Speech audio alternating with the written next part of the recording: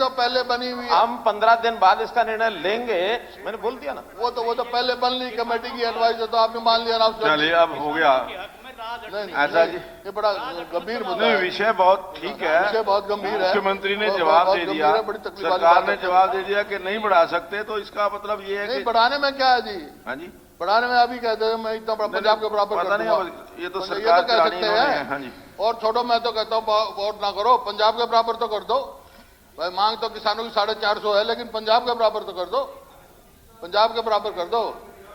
मुख्यमंत्री जी पंजाब के बराबर कर रहे हो कि नहीं कर रहे, कर रहे हो कि नहीं कर रहे, ये बता दो। नहीं कर रहे तो रहने दो, फिर हम क्या करें। चलो भाई, चलिए। माननीय सचिवगण, मुझे श्री जगदीश नायर विधायक तथा 3 अन्य विधायकों शरद श्री दीपक मंगला, प्रवीण डागर तथा राजेश नागर द्वारा आगरा नहर में दिल्ली से आने वाले रसायन तथा गंदे पानी के मिश्रित होने के कारण जिला फरीदाबाद तथा पलवल में बीमारियों के फैलने से संबंधित ध्यानाकर्षण सूचना संख्या 55 प्राप्त हुई है। मैंने इसको स्वीकार कर लिया है। अब श्री जगदीश नायर विधायक अपनी सूचना पढ़े। मैं आपके माध्यम से इस महान सदन के संज्ञान में और इस वक्त की बड़ी जानकारी, कांग्रेस ने किया सदन से वॉकआउट। ये बड़ी जानकारी इस वक्त शीतकालीन सत्र का विधानसभा सत्र इस वक्त चल रहा है और इसमें कांग्रेस ने वॉकआउट किया है, सदन से बाहर निकले हैं कांग्रेस के नेता। कांग्रेस ने सदन से वॉकआउट किया। बड़ी जानकारी, शीतकालीन सत्र ब्रेकिंग न्यूज आपको बता रहे हैं। कांग्रेस ने वॉकआउट किया है, ये बड़ी खबर। कांग्रेस ने सदन से वॉकआउट किया। तो गन्ने का भाव बढ़ाने की मांग को लेकर लगातार कांग्रेस के नेता अड़े हुए हैं और कांग्रेस ने सदन से वॉकआउट किया। ये बड़ी जानकारी, शीतकालीन सत्र ब्रेकिंग न्यूज आपको बता रहे हैं। कांग्रेस ने सदन से वॉकआउट किया है। इस वक्त ये बड़ी खबर आपकी टीवी स्क्रीन पर। कांग्रेस ने किया सदन से वॉकआउट।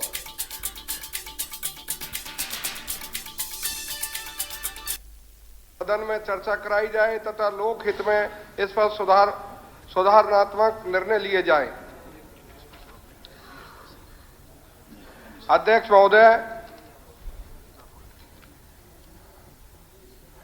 महोदय, आगरा नहर। अब एक मिनट पहले मुख्यमंत्री जी इसका जवाब दे देंगे, फिर उसके बाद बाकी के लोग, जो भी कोई। परिवहन मंत्री जी। अध्यक्ष जी, जो जगदीश नायर जी ने जो विस्तार से आगरा और गुड़गामा नहर के बारे में जो विस्तार से बताया है, मैं उसके बारे में विस्तार से मैं जानकारी आपको देने जा रहा हूं कि आगरा नहर दिल्ली क्षेत्र से ओखला बैराज पर यमुना नदी से निकलती है और नहर सेक्टर 8 फरीदाबाद तक समांतर दोनों साथ चलती हैं। बाद में आगरा नहर पूर्व दिशा में बहती है और आगरा निकलते हुए राजस्थान में एंट्री कर जाती है। उसके साथ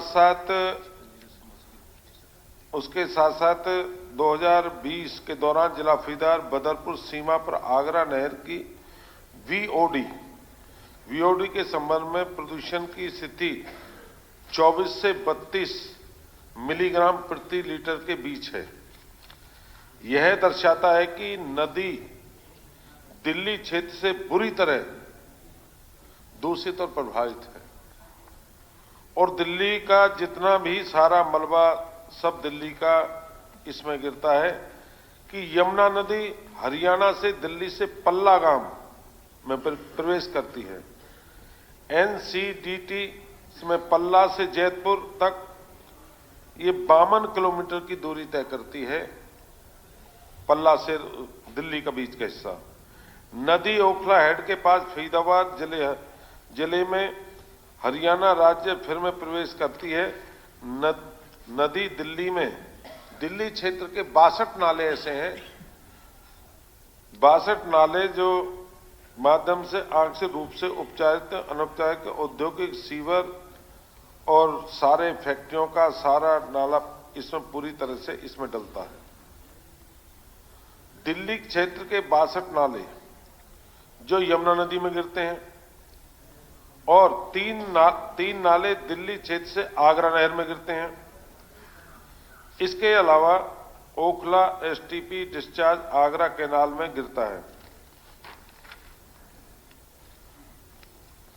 इसके अलावा फरीदाबाद से 45 एमएलडी जो गंदा पानी और आगरा नहर में बहता है। दिल्ली की सीमा पर वजीराबाद से हरियाणा राज्य प्रदूषण नियंत्रण बोर्ड द्वारा यमुना नदी की गुणवत्ता निगरानी की जा रही है और नदी में बायोकेमिकल ऑक्सीजन डिमांड वीओडी वर्ष 2022 में दिल्ली में प्रवेश करने से पहले 3.0 मिली प्रति ग्राम प्रति लीटर के अनुमेय सीमा के मुकाबले में 1.2 से 4.8 मिलीग्राम प्रति लीटर के बीच रही है। इससे संकेत मिलता है कि हरियाणा दिल्ली को यमुना का साफ पानी दे रहा है, जो 3 तक पीने के योग्य है और साफ पानी हम दिल्ली को देते हैं, ये उसका है। और दिल्ली राज्य में 4874 एमएलडी क्षमता के एसटीपी स्थापित किए गए हैं, लेकिन 3491 एमएलडी का सीवर पैदा किया जा रहा है। हालांकि केवल 2714 एमएलडी क्षमता का ही उपयोग किया जा रहा है। 700 एमएलडी पानी बिना उसके नदी में डाला जा रहा है, जो बिना सीवरेज वाले क्षेत्र को दर्शाता है कि इस प्रकार से दिल्ली के एसटीपी की अपनी स्थापित क्षमता अधिक सीवरेज पैदा करना, नालों के नेटवर्क के माध्यम से काफी हद तक सीवरेज अनुप्रस्थ की यमुना नदी में छोड़ा जाता है। तो उनका ना तो ट्रीटमेंट प्लांट है, उससे ज्यादा पानी जो गंदा नदी में छोड़ते हैं। एसटीपी एनसीटी दिल्ली सरकार ने एक विस्तृत रणनीति तैयार की है, एक कार्य योजना प्रस्तुत की है।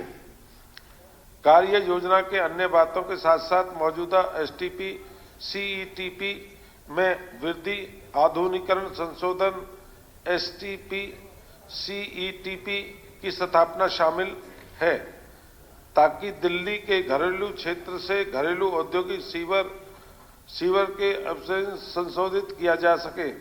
किसी भी कचरे को यमुना में फैलने से रोकने के लिए कदम उठाना इत्यादि। यमुना नदी में एक प्रकार के ठोस, चाहे वो निर्माण के मलबा हो या पूजा की हो या दूसरे पन्नी हो, प्रसाद सामग्री आदि इस तरह के अवशेष हैं। तो दिल्ली सरकार ने इस तरह से तैयारी अपनी रणनीति बनाई है, जिसमें काम करने का प्रयास कर रहे हैं। हरियाणा राज्य ने जो कदम उठाया है, पर्यावरण विभाग के हरियाणा सरकार ने अपने आदेश 23/7/2018 के तहत जिला गुड़गामा, मेवात, फरीदाबाद, पलवल के विधायकों के सदस्य के एमएसएचपी सीबी के सदस्यों के संयोजक के रूप में एक समिति का गठन किया। इसके अलावा एससीएस पर्यावरण के पीएस सिंचाई को भी सदस्य के रूप में नामित किया गया है।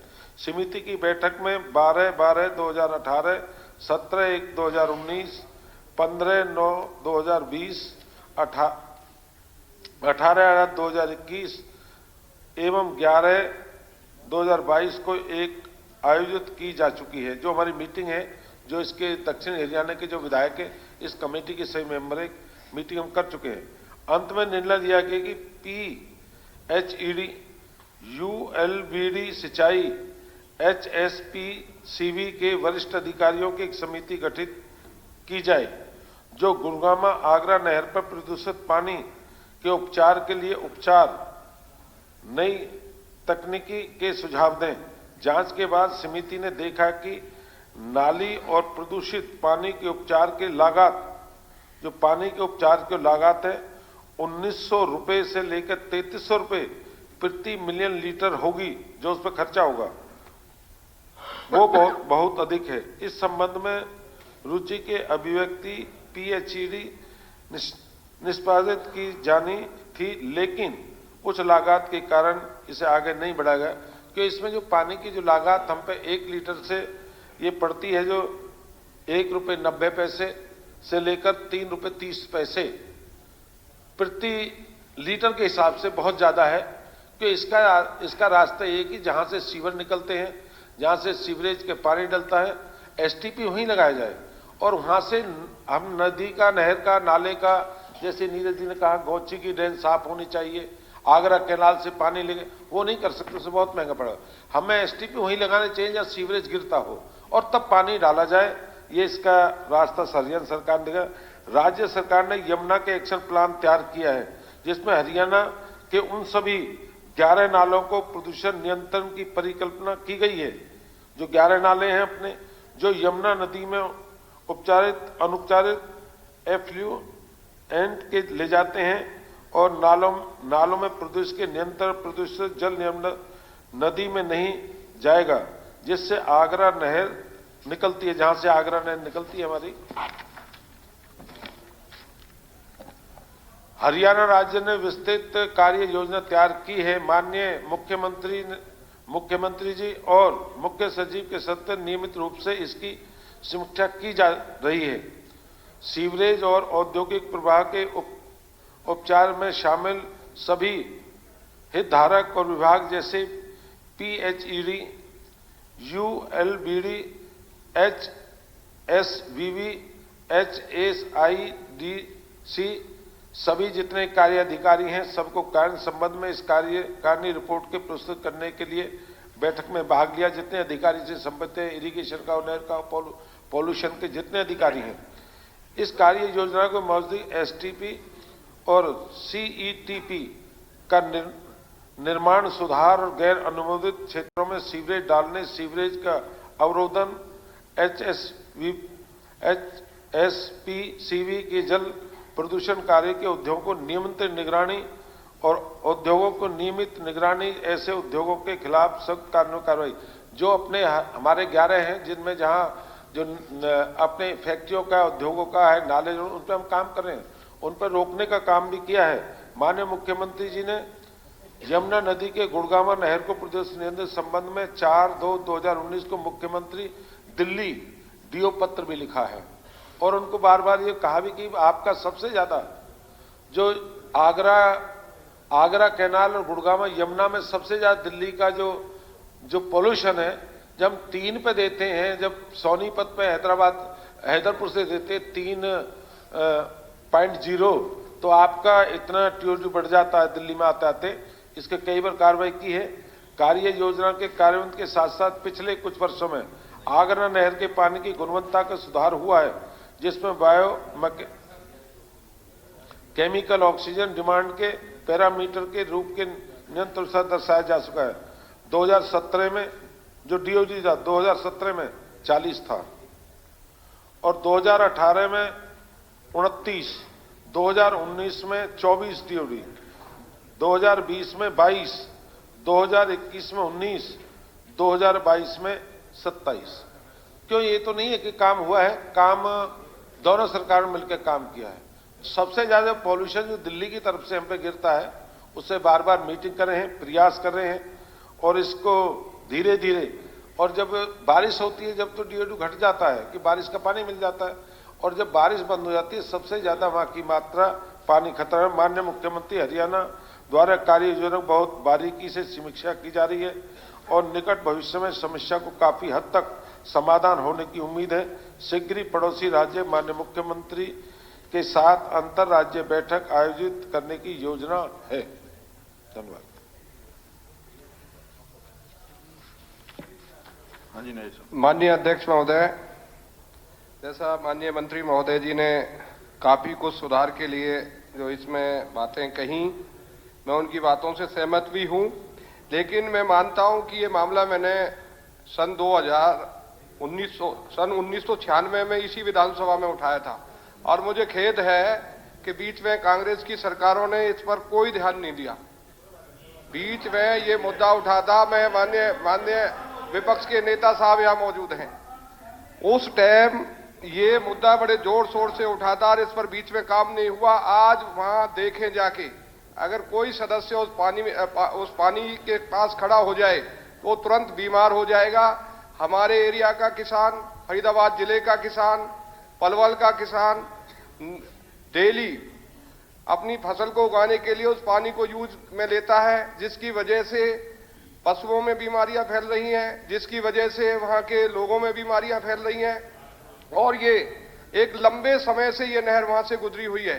कभी किसी सरकार ने इस पर ध्यान ना देके ये प्रदूषण और बढ़ता चला गया। जो दिल्ली की गंद थी, वो उस गंद के रुकाव के लिए सरकारों ने कभी काम नहीं किया।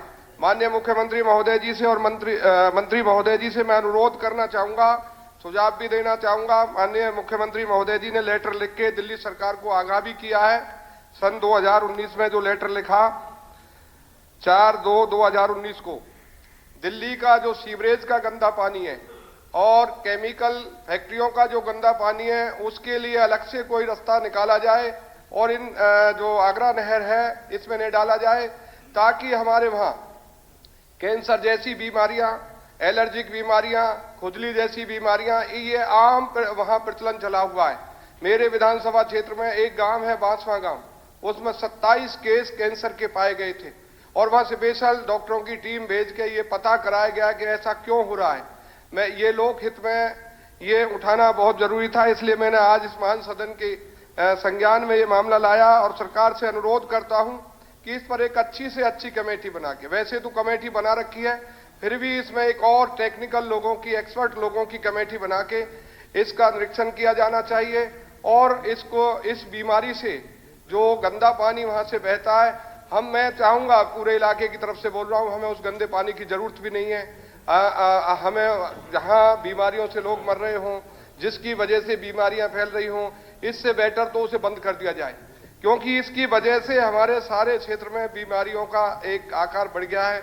आपसे और माननीय मुख्यमंत्री महोदय जी से ये अनुरोध करते हुए मैं अपना सतान लूंगा कि इस पर एक विशेष तौर पर कमेटी गठित करके इस पर संज्ञान लिया जाए और आगरा नहर में गंदे पानी को, केमिकल रहित पानी को रोका जाए।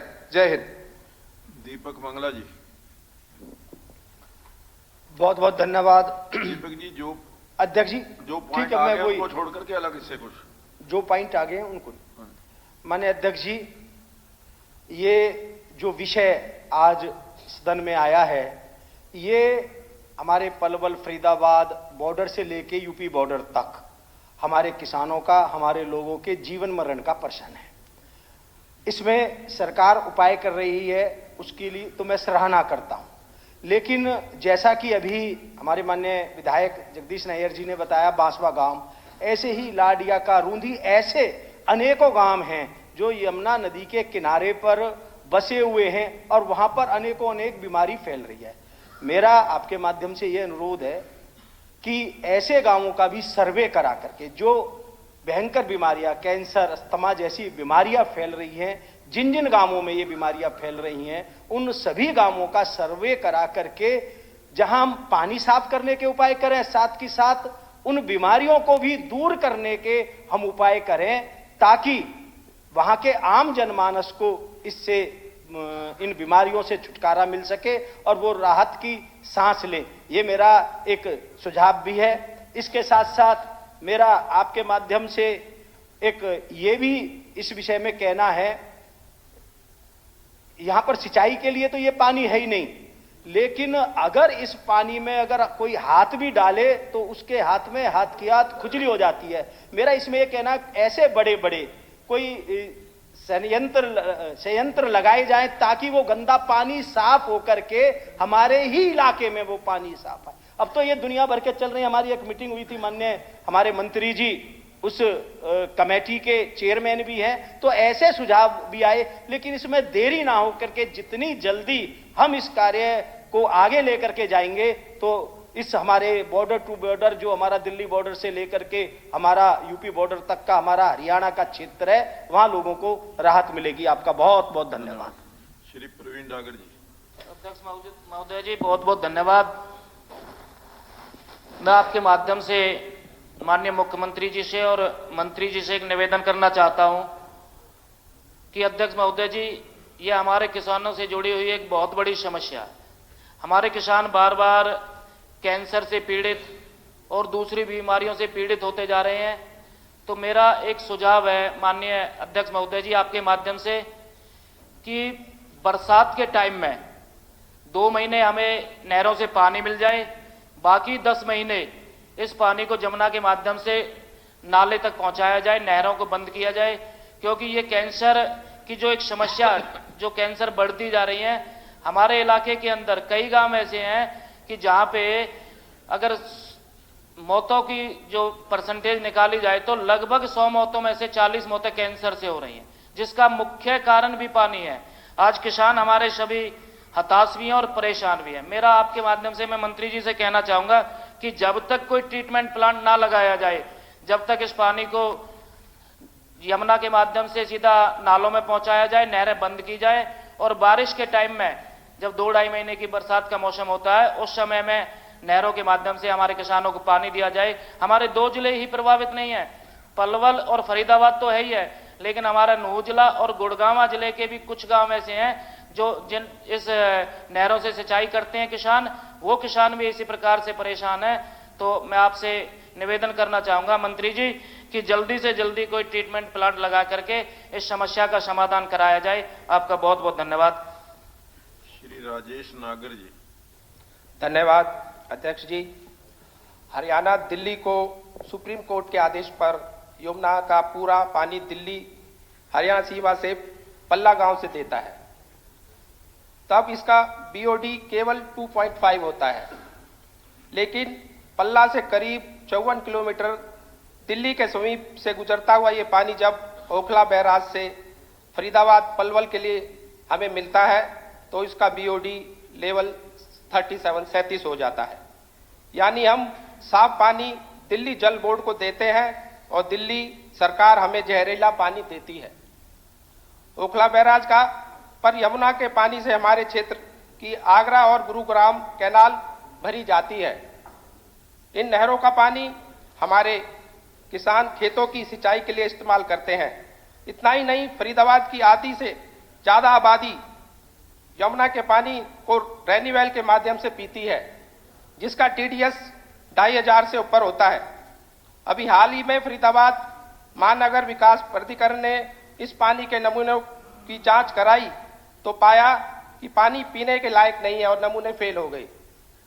यानी फरीदाबाद पलवल के खेतों में दिल्ली सरकार की नाकामी और लापरवाही की वजह से न सिर्फ फसल की गुणवत्ता के मापदंड कम है बल्कि पीने के पानी की गुणवत्ता भी कम है।